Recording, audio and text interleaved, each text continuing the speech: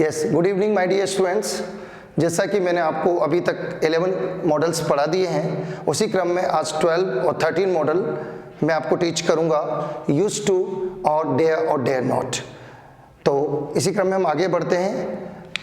12 नंबर का model, it is used for. ध्यान से समझना, बहुत इजी हैं दोनों मॉडल्स और mostly we always use this when we start to speak in English. It is used for past habit. Past habit के लिए इसका यूज होता है। मैंने वुड में भी पास्ट हैबिट बताई थी, लेकिन मैंने आपको एक चीज बताई थी, यदि कोई व्यक्ति किसी चीज का एडिक्शन लेता है, चाहे वो ड्रग का हो, चाहे वो वाइन का हो, और वो बहुत कम समय के लिए लेता है, there we can use would. But अगर कोई व्यक्ति किसी भी चीज का एडिक्शन लंबे समय तक ले, जैसा कि अक्सर हम कहते हैं कि दादाजी, एडिक्शन ही नहीं, मैं ये नहीं कहता कि वो एडिक्शन ही होगा, कि मैं बात करता हूँ यहाँ पर किसी की कोई आदत रही युवावस्था में, जैसे दादाजी थे, जब वो युवावस्था में थे, वो युवा थे, तो 12 किलोमीटर तक लगातार वो घुमा करते थे, तो that is not addiction, that is a good habit. But mostly हम इसका यूज एडिक्शन में भी करते हैं। तो इसी क्रम में हम समझते हैं पास्ट हैबिट और नंबर 2 remote habit. Both are same, बिल्कुल ध्यान रखना, अच्छे से समझना। रिमोट हैबिट, तो पास्ट हैबिट को दर्शाने के लिए ऐसी क्या चीज है जिससे हमें पता चले। ध्यान से देखिए, my grandfather to run 12 kilometers when he was young। यानी समझे, मेरे दादाजी, माय ग्रैंडफादर टू रन, अब टू प्रीपोजिशन आया। यू नो वेरी वेल कि 13 मॉडल्स में से 2 ही मॉडल्स ऐसे हैं जिनके साथ टू आता है, ऑट और यूज्ड। तो we can not use here ought, because यहाँ कोई एडवाइस नहीं, यहाँ कोई मॉरल ड्यूटी नहीं। तो हमें यह दिख रहा है कि ये पास्ट हैबिट को इंडिकेट करता है। तो माय ग्रैंडफादर डैश और blank to run 12 kilometres when he was young. मेरे दादाजी 12 किलोमीटर तक दौड़ लगाते थे जब वो युवा थे। तो there we can use used, हम इसका प्रयोग कर सकते हैं यूज्ड के रूप में। इसी तरह दूसरा, my younger sister to play with dolls in her childhood. ध्यान से समझिएगा, मेरी छोटी बहन गुड़ियाओं से खेला करती थी, मेरी छोटी बहन गुड़ियाओं से खेला करती थी उसके बचपन में डॉल्स रिडॉल्स। बच्चों में जैसे मीनिंग लिखाने की मेरी आदत है, लास्ट में 5, तो मैं पहले ही बता देता हूँ 2 मीनिंग्स। डॉल्स गुड़िया को कहते हैं, या उस लड़की को जो बेहद खूबसूरत होती है पर थोड़ी सी स्टूपिड सी। और गुड्डा, इंग्लिश में जो गुड्डा वो शब्द होता है, रिडोल को कहते हैं, REDOLL। ठीक, तो आप देखिए यहाँ पर ध्यान से, यूज्ड, मेरी छोटी बहन, एल्डर सिस्टर भी लिख सकते थे आप, अपने आप के लिए भी लिख सकते थे, जो भी है। छोटी बहन खेला करती थी उसके बचपन में गुड़ियाओं से। तो जो चीज़ पहले से आदत में हो तो वहाँ पर आप यूज्ड टू का प्रयोग करते हैं। ये आपको बहुत ध्यान से समझना है। हम 12 मॉडल्स की ओर जाते हैं, डेयर नॉट। ध्यान से समझना, इट इज़ यूज्ड फॉर। इसके फीचर की बात करें तो पहला फीचर है शोइंग करेज। शोइंग करेज, करेज होता है हिम्मत, साहस। करेज इस बात को इंडिकेट करता है। नंबर 2, दूसरी बात होती है कि आप यहाँ पर लेक ऑफ करेज। शोइंग करेज में हमेशा डेयर मॉडल के रूप में होगा और लेक ऑफ करेज में हमेशा मॉडल के रूप में डेयर नोट होगा। एक बात बिल्कुल अच्छे से ध्यान रखना, मैं यहाँ पर 3 सेंटेंस लिखने जा रहा हूँ, ध्यान से समझिएगा। He dares to talk to me, उसमें हिम्मत है मुझसे बात करने की।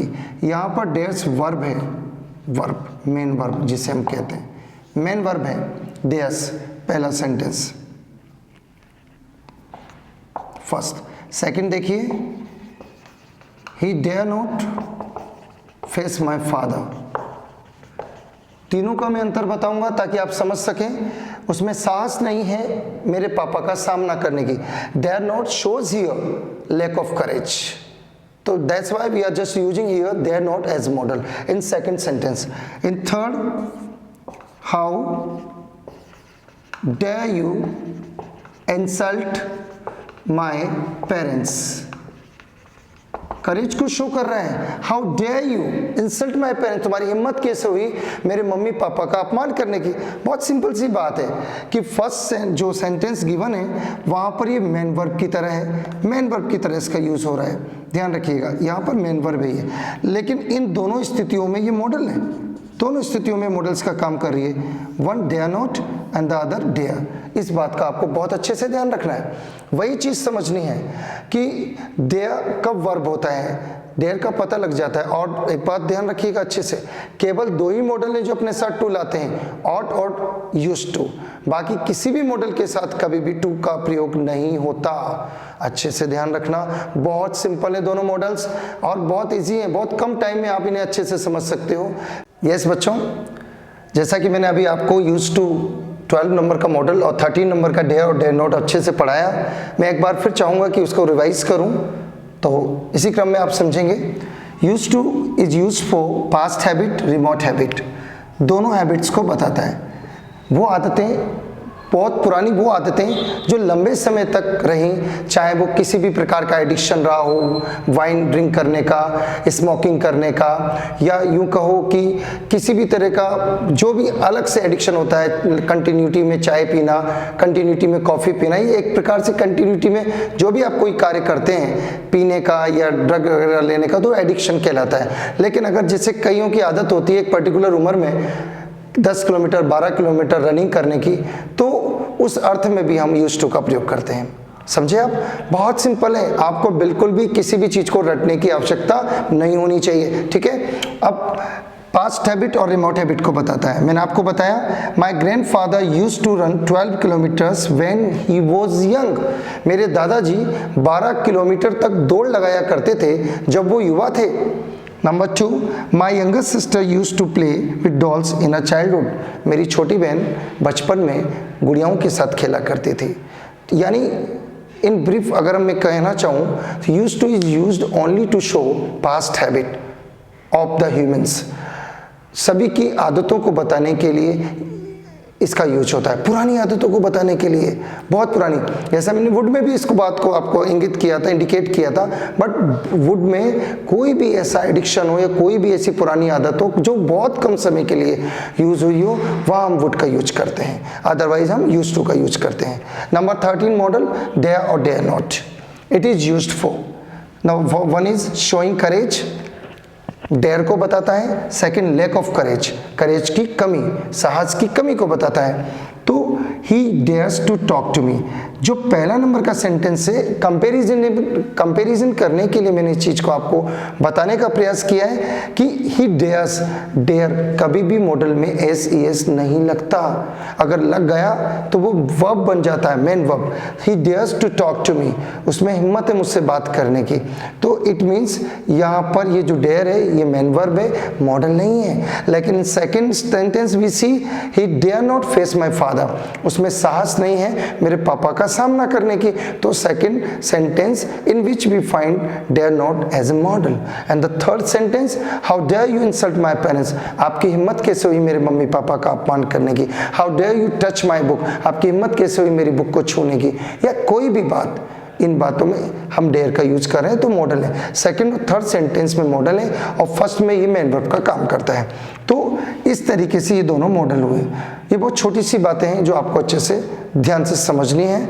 और अगर मैं इसी seंटेंस को अलग तरीके से मैं भी देना चाहूँ तो मैं आपको लिखा सकता हूँ नंबर 4 के उसमें कि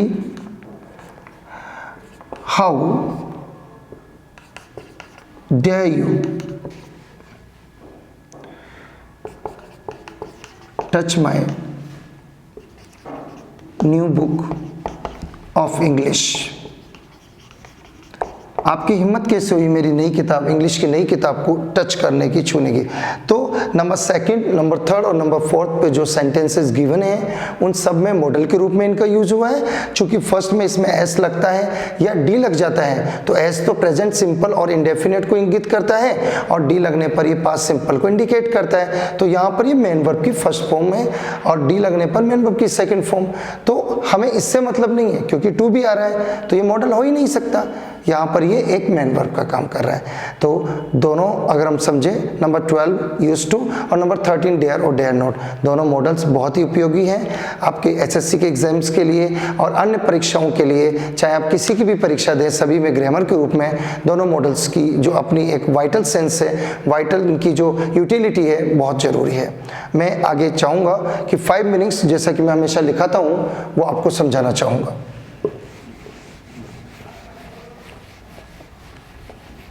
देखिए, इंपॉर्टेंट वर्ड मीनिंग्स, नंबर 1 पे हम लेते हैं, वो ध्यान से समझना। डॉल, डॉल मीन्स होता है गुड़िया। गुड़िया जो होती है वो बहुत खूबसूरत होती है, पर थोड़ी सी हल्की सी स्टूपिड सी। नंबर 2 अगर हम चलें, रिडॉल, रिडॉल गुड्डे को कहते हैं। बहुत ध्यान से समझिएगा, किसको कहते हैं? गुड्डे को। बहुत ध्यान से समझना, REDOLL, रिडॉल, गुड्डा, गुड्डा, ठीक है, अच्छे से ध्यान रखना। नंबर 3 हम रिडूल, रिडूल का मतलब होता है मुड्डा, जिस पर हम बैठते हैं उसे मुड्डा कहते हैं। डॉल, रिडॉल, रिडूल, प्रोनाउंसिएशन का आपको बहुत अच्छे से ध्यान रखना है ताकि आपको आगे कोई प्रॉब्लम ना हो। बहुत ध्यान से समझना। ब्लैक मैजिक, आप सभी जानते हैं इसका मतलब होता है काला जादू।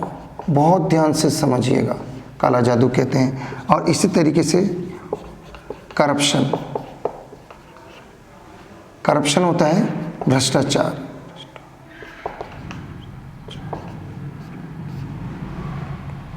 भ्रष्टाचार, CORRUPTION, करप्शन। डॉल, रिडॉल, रिडूल, ब्लैक मैजिक, करप्शन, ऐसे बहुत सारे ऐसे मीनिंग्स होते हैं जिनको आपको बहुत ज़रूरी है डेली का हैबिट बनाओ। इंग्लिश में अगर आप वोकेबलरी को बहुत अच्छा कर लेते हैं, आप टेंसेज बहुत अच्छे कर लेते हैं, अगर आपकी पावर है वर्ड मीनिंग्स की, आपको ये सारी चीज़ें पता हैं। इसके अलावा पार्ट्स ऑफ स्पीच आपको आता है, पैसिव वॉइस आपको आता है, रिपोर्टेड स्पीच आपको आता है, फ्रेमिंग क्वेश्चंस, क्वेश्चन टैग और बहुत सारे ऐसे टॉपिक्स हैं लाइक फोनेटिक्स हैं जो आपके वोकल को अच्छा करते हैं, आपके प्रोनाउंसिएशन को इम्प्रूव करते हैं। That will be very needed for you to understand the particular person's theory of English as well as your speaking power। आपको फोनेटिक्स हुआ, वर्ड स्ट्रेस हुआ, ये सारी चीज़ों पे पकड़ बनानी पड़ेगी ताकि आपकी इंग्लिश आप बहुत अच्छे से मॉडिफाई कर सकें, इम्प्रूव कर सकें, इंक्रीज कर सकें आपकी वोकेबलरी पावर को, ताकि आप इंग्लिश में किसी भी चीज़ को आसान बनाएं। और कुछ भी नहीं है मेरे बच्चों, बहुत आसान है इंग्लिश को सीखना। बस इसके लिए आपको कॉन्फिडेंस की ज़रूरत है, स्ट्रॉन्ग डिटर्मिनेशन की आवश्यकता है, जो कि मैंने मॉडल के रूप में मस्ट में आपको पढ़ाया था। आपको अच्छे से लर्न रखना, समझना।